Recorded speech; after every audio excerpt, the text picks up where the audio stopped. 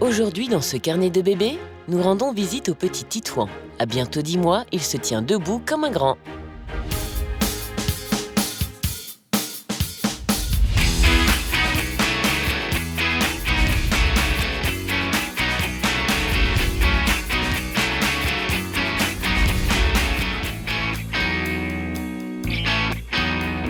Les bébés passent les premiers mois de leur vie à développer leurs muscles en fonction de l'évolution de leur corps. Ce long processus d'une dizaine de mois environ est là pour assurer et préparer bébé à une des grandes étapes de sa vie, l'apprentissage de la marche. Titouan a commencé à se mettre debout il y a un peu plus d'un mois. Les premières fois, ça a été dans le lit, sans turbulette, avec les barreaux, c'est facile. Il adore la position debout. C'est même plus aimé à ce niveau-là. Il passe son temps debout. Se tenir debout est la première étape du processus de la marche. Cette capacité lui permet de nouvelles découvertes et l'encourage dans l'accélération de ce processus. Le fait d'être à ras du sol, il n'arrive pas à distinguer tout. Et le fait de pouvoir se mettre debout et vraiment à une autre hauteur, ça leur permet de découvrir autre chose.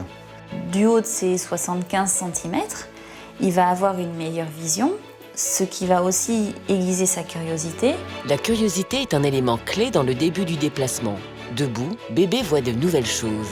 Pour y accéder, c'est tout naturellement qu'il va essayer de s'en approcher et comme il se tient debout, instinctivement, quelques premiers pas font leur apparition. La première fois que je l'ai vu essayer de marcher, il était debout au bout du lit de son frère et il a avancé progressivement le long du lit. Je dirais qu'il utilise la marche du crabe. Titouan, au niveau des objets, depuis quelques jours, c'est très récent. Parce qu'avant, il se mettait debout, mais c'était du statique. Il faisait des flexions, donc il devait se muscler les jambes. Suffisamment musclé, bébé se lance, rassuré par ses points d'appui que sont les meubles. En pleine découverte, il teste aussi les limites de cette nouvelle habilité. Il lui arrive de se lâcher. Il va être debout devant le canapé, il va se tenir, puis d'un seul coup, je ne sais pas pourquoi, il va se lâcher. Je pense qu'inconsciemment, il teste et il essaye de se lâcher. C'est comme ça qu'un enfant réussit à trouver l'équilibre, de toute façon. Pour les parents, ces quelques premiers pas les impliquent encore plus dans l'évolution de leur bébé en l'encourageant à marcher. C'est vrai qu'il m'arrive de le stimuler, moi en le tenant une main dans chaque main, et il avance gentiment, il met un pied devant l'autre. C'est encore un peu cafouillage de temps en temps, il s'en mêle un peu les pinceaux, mais il avance doucement.